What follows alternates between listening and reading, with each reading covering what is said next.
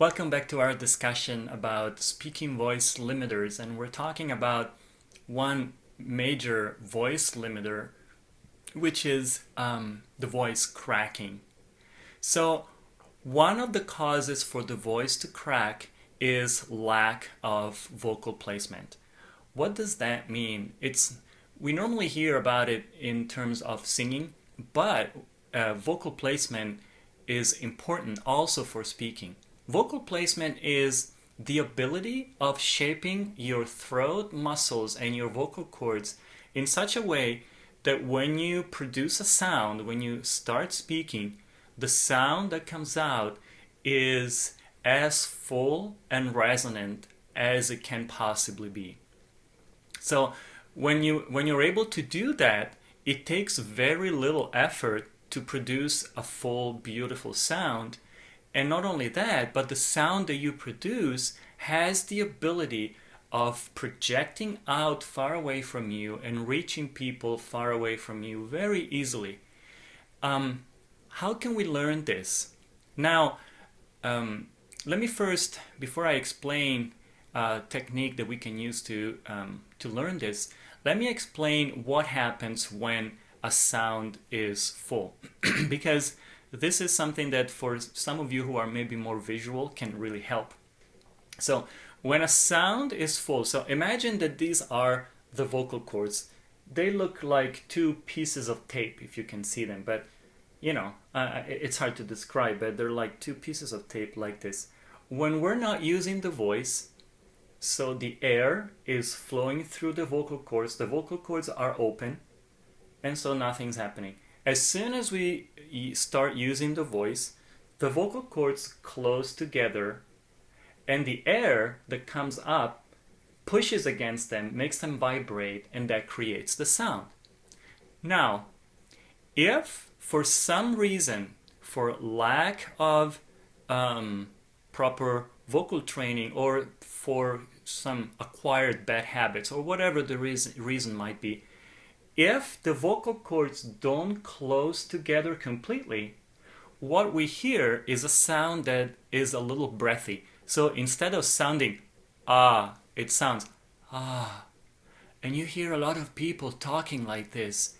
And what happens is the sound is not full and you get a lot of air expenditure that is really not optimized. The air you have to keep breathing a lot in order to keep speaking because a lot of the air leaks through the vocal cords.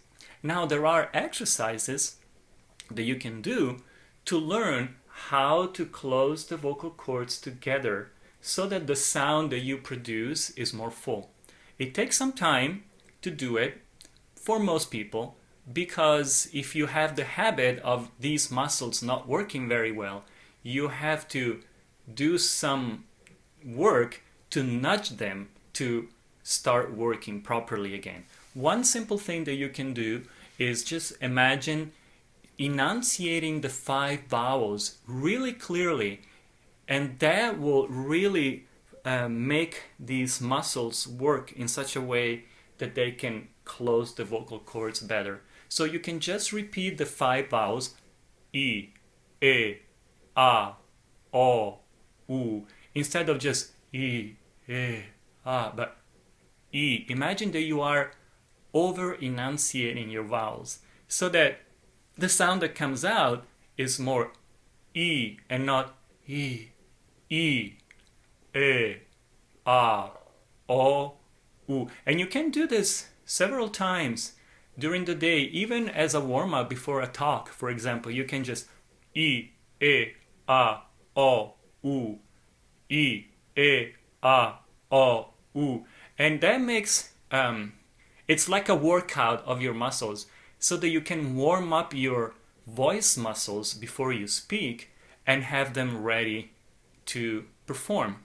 Now, this might be a new concept to you, warming up your voice, but believe me, it's very important. Your voice is your primary tool of communication. If you're a public speaker, you cannot afford to not take care of your voice. It's as simple as that. Because even before people can understand what you're talking about, the very first thing they hear is the sound of your voice. If the sound of your voice is not beautiful, some of your message is not going to reach the target. Because some people that are more auditory will kind of, maybe even subconsciously, kind of shy away from that kind of energy that you're putting out because the sound of the voice is not compelling.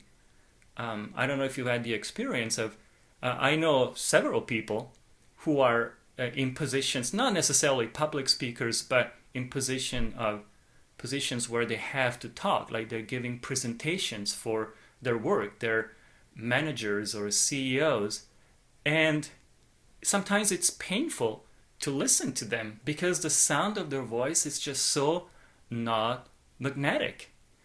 And maybe what they say is beautiful and inspiring and we want to hear it, but it's work sometimes to have to say, okay, let's go past the sound of their voice and just listen to what they have to say. But you don't want people to do that kind of work when they listen to you. You want them to just be open and receptive to what you have to tell them.